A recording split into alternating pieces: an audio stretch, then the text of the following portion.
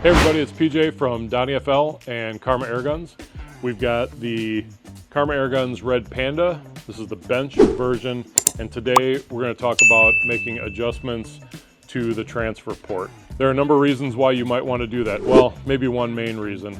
A lot of us in tuning the Red Pandas over the last year have found very consistent balance points between regulator and hammer spring, but maybe a velocity that's a little bit higher than we want for the situation we're shooting in.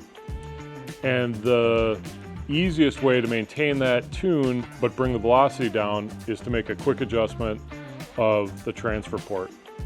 So there are transfer port pieces, if you will, on both sides of the gun. On the right side of the gun, you have the tool-free screw that allows you to loosen the mechanism.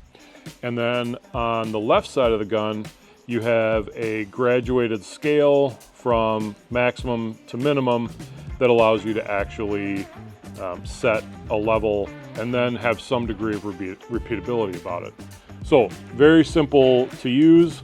You just have to loosen the screw on the left side and then move that down, tighten it, take a couple of shots to check your velocity. If it's where you want it, you're good. If not, loosen, make another adjustment, shoot, record the velocity, and just keep doing that process until you hit that velocity you're looking for.